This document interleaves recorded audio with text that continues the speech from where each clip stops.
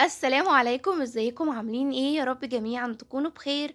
النهارده يوم جديد وأتمنى يكون يوم سعيد على الجميع إن شاء الله، يوم كده كُلّه رزق وصحة وسعادة، وربنا يتقبّل فيه صيامنا ويتقبّل فيه دعائنا، فإن شاء الله هيبقى يوم حلو وجميل زي ما أنتم حلوين وجُمال كده. بُصّوا بقى نزلت جِبت حبّة حاجات كده، وفي نفس الوقت يعني عايزة أقول لكم اتأخّرت، وكانت معايا جَنى وخلاص المغرب كان فاضل له يعني أنا طلعت البيت 17:10. تمام، وكان خلاص فاضل ساعة إلا ربع بالضبط والأذان يأذن، ولسه هاعمل معاكم الغدا، بس برضه قُلت لأ، هاصوّر وبالراحة كده واحدة، واحدة هنمشّي كل حاجة. جِبت بقى إيه، جِبت بُن دي العلبة دي 100 جرام ب80 من كازيون، وجِبت معاها الاتنين خميرة دول، الكيس أظن كان ب3.5 أو ب4 جنيه بيت فود حلو جميل أوي، يعني الخميرة الفورية تستخدمي بيت فود أو تستخدمي دريم الاتنين حلوين أوي. بُن عبد المعبود بتحبوه والّا بتحبوا أبو عوف والّا بُن الملكة والّا بتحبوا إيه؟ أنا باحب عبد المعبود وأبو عوف الاتنين حلوين، بس باحب بقى البُن السادة اللي هو المحوّج، المهم إن الاتنين يكونوا وسط أو فاتح ما يكونوش غامق. جِبت بقى رُحت عند عم جمعة كده بتاع الخضار، بقى لي كتير ما كنتش باروح له، كنت ملخومة بقى في الشقة وقبلها أنتم عارفين كنت عند أختي وبعدها في الشقة، فكان أحمد أي طلبات باحتاجها كان هو بيجيبها لي وهو جاي من الشغل. لقيت بقى البطاطس شكلها حلو كده، حسيت إن هي ما شاء الله حلوة ومش هتتحروق، جِبت منها 2 كيلو، الكيلو ب10، أنا عندي بطاطس بس قُلت برضه عشان الصيام والسحور كل يوم، فباحب أعمل بطاطس. بُصّوا بقى جِبت نُص خيار، أنا مش فاكرة الخيار كان بكام، يعني كان ب15 والّا ب20 أنتم قولوا لي، أنا حسبت الحاجة كلّها وسألت بس نسيت. جِبت ربع فلفل رومي وجِبت نُص كوسة، الكوسة برضه كانت حلوة كانت كيلو ب15.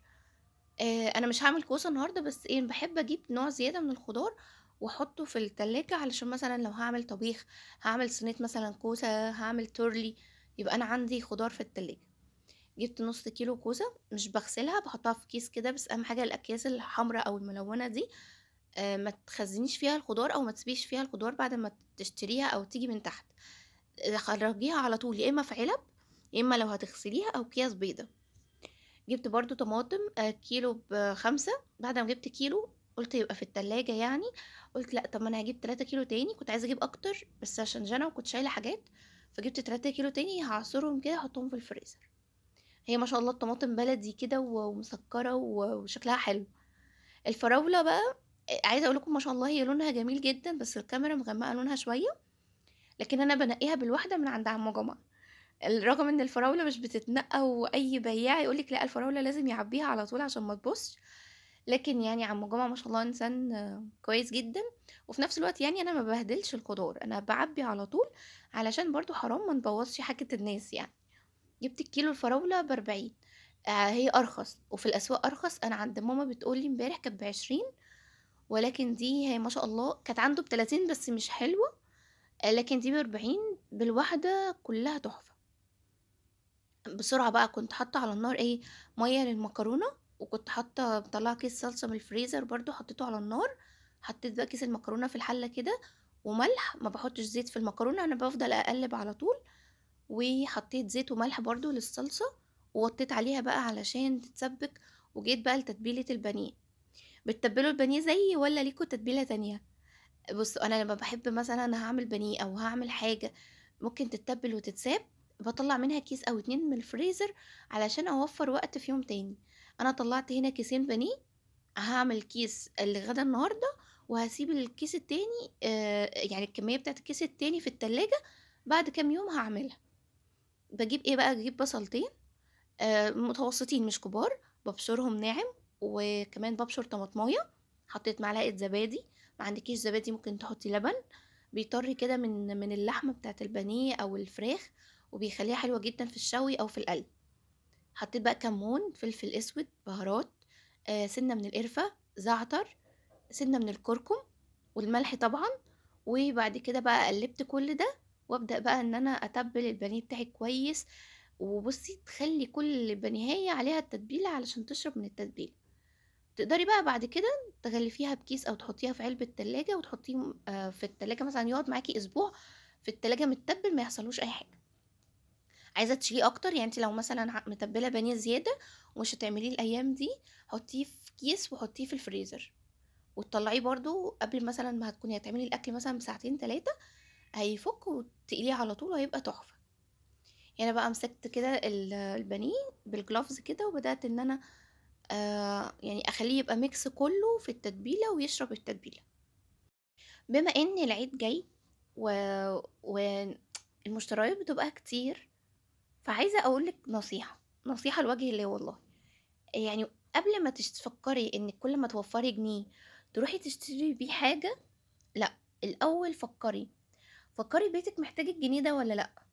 أنا عارفة إن إحنا كلّنا كبنات أو ستات أو عندنا منظر الجمال بيهمنا أكتر. يعني مثلًا لو سألتِ الزوج، بُصّوا هنا الأول نصفّي المكرونة، وأنا باحب أشطفها كده شطفة سريعة مش كتير، بس هو شطفة سريعة علشان توقّف السِوَى بتاعها، وفي نفس الوقت إيه، ما احسّش إن هي اتعجِّنت أكتر أو استوت أكتر.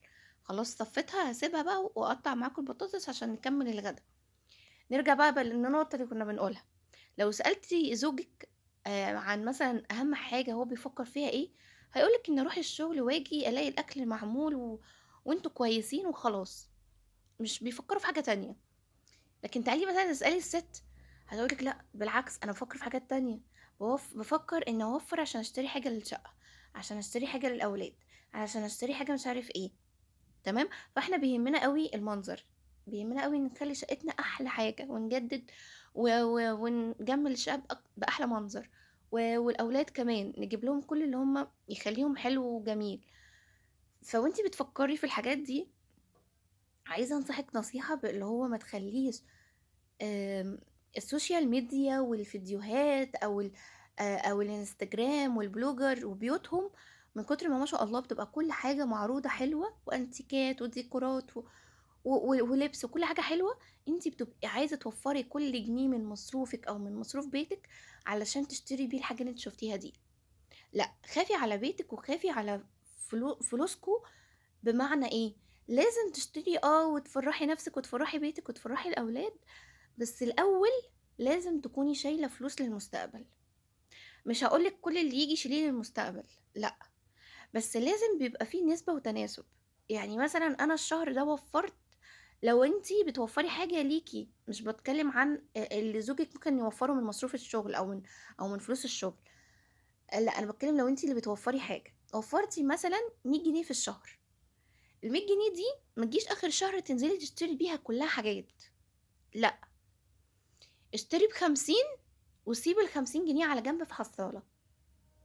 بُصّوا بقى البانيه، بُصّوا عايزة أقول لكم إني أنا باقليه بقسماط، دقيق، ملح، فلفل أسود، بس كده وأميكسهم كويس وأتبّل البانيه وما باحطش بيض. جرَفت خلاص هنا المكرونة والبطاطس وقليت البانيه وعملت لكم بالشوكة كده، بس ما سمعتوهاش أكيد منّي، علشان أورّيكم إن الطبقة بتاعة البانيه من برّه مقرمشة وجميلة ومن جوّه طري. بُصّوا بقى نرجع نكمّل. وفّرتِ 100 جنيه، ما تروحيش تشتري بال100 جنيه، لأ اشتري ب50 وسيبي ال50 في الحصّالة، في البيت، تبقى أنتِ موفّراها على جنب. ليه؟ بعد الشر بيحصل ظروف أنتِ مرّة واحدة ما تكونيش حاطة بالِك ليها أو عاملة حسابِك ليها، بتلاقي مرّة واحدة إن أنتم محتاجين حاجة مهمة، بتلاقي مرّة واحدة البيت حصل فيه حاجة ضرورية، تسحب فلوس منّكم، بتلاقي مرّة واحدة إن طفل عندِك لا قدّر الله تعب وصرفتوا عليه كتير أوي في فترة علاجه. تمام، فأنتِ لازم تكوني أنتِ ضهر زوجِك، مش ضهركم لبرّه، ضهركم ما يبقاش مكشوف. يعني مثلًا أنتِ دلوقتي هو ما كانش موفّر فلوس كتير وأنتِ كل اللي بتوفّريه بتصرفيه على الديكورات وعلى اللبس وعلى الحاجات اللي بتشوفيها وتشتريها، فبالتالي حصل معاكم ظرف ما فيش فلوس. ما هو كل الفلوس اللي بتيجي أو زيادة بتتصرف، فلأ، لازم تفكّري إن بيتي أنا اللي أسنده. أنا لازم أوفّر فلوس في البيت، أخلّيها على جنب، حصل أي ظرف بنطلّع وبناخد وبنصرف منها. ما حصلش والحمد لله كل اللي بيتوفّر موجود. والله بعدين ممكن تشتري مثلًا حاجة لو أنتِ محتاجاها ضرورية للبيت، اشتري حاجة دهب. الدهب برضه عمره ما كان بنرميه في الأرض ولا كان عمره خسارة للفلوس بتاعتِك، لأ خالص.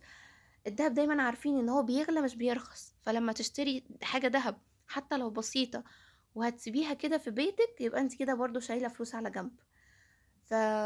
عايزاكم كلّكم تفكّروا كده، علشان أنا بازعل لمّا باحس إن إحنا كُلّنا بقينا تفكيرنا في إن إحنا نشتري، وإن إحنا نجدد، وإن إحنا نوسّع، وإن إحنا نعمل، نفكّر إن الحاجة بتغلى، نفكّر في إن مثلًا بيتِك ده مع الوقت هيحتاج أكتر، أولادِك اللي بيكبروا دول مع الوقت هيحتاجوا أكتر، يعني مثلًا دلوقتي أنا كبنتي لسه ما دخلتش حضانة ولا مدرسة، مع الوقت هيبقى مصاريفها أكتر، هتدخل حضانة، بالتالي مدرسة، بالتالي مصاريف مدرسة، مصاريف دروس، مصاريف lunch box، مصاريف، مصاريف، مصاريف. فكل حد أو كل أسرة مع الوقت مصاريفها بتزيد. فنصيحة، وأنتم كمان عايزاكم تكتبوا في التعليقات إزاي بتوفّري من المصروف، وبتعملي إيه خطتِك في مصروفِك، هل بتشيلي الفلوس ومثلًا بتيجي كل فترة كبيرة تشوفي حاجة بس تشتريها أنتِ محتاجاها للبيت، والّا كل شهر لو وفّرتِ حاجة بتشيلي جزء وتجيبي حاجة من الجزء التاني، والّا بتعملوا إيه؟ اكتبوا لي في التعليقات علشان ننصح بعضنا.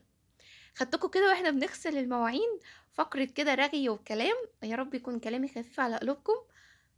بس أنا باحب بجد لمّا باحس بحاجة أو لو أنا حاسة إن الحاجة دي هتفيدكم، باحب أتكلم معاكم فيها. هنا بقى كنت خلاص غسلت المواعين، بامسك بقى طاسة البانيه كل مرة ما باحبش أركنها مش نضيفة، علشان لمّا آجي أعمل البانيه المرة الجاية يا دوبك على طول أزوّد زيت وأسخّن الطاسة وأقلي على طول. باعمل إيه بقى، باروّق الأول الزيت كويس من أي شوائب بقى موجودة من البقسماط والحاجات دي، وباخد بقى في كيس كده بارمي الباقي ما ترموش في الحوض عشان ما يتسدش معاكِ، واشغّل المَيّة السخنة خالص على الطاسة عشان تنزّل لي أي بواقي زيت، وبعد كده بقى باغسلها كويس وندخل على البوتاجاز. البوتاجاز دي غسلة الكسلانين، عارفين اللي هو يعني إيه، أنا مش هاغسلك بس أنت علشان عليك طرطشة زيت تحمير بطاطس وبانيه، فحاضر من عينيا مجبورة إني أغسلك. بالتالي بُصّوا، علشان بوتاجازِك يفضل دايمًا نضيف والدهون ما تتراكمش كتير أو ما تتعبيش أوي وأنتِ كل ما بتيجي تنضّفيه، حاولي كل يوم بعد ما تخلّصي الغدا بالذات، لإن الغدا ده اللي بيكون فيه طرطشة أكل وزيوت أو دهون أو بواقي أكل، فحاولي بعد الغدا اغسليه كده غسلة سريعة بالإسبونشة الناعمة وصابون سايل ومَيّة سخنة، اغسليه غسلة سريعة تمام، ونشّفيه.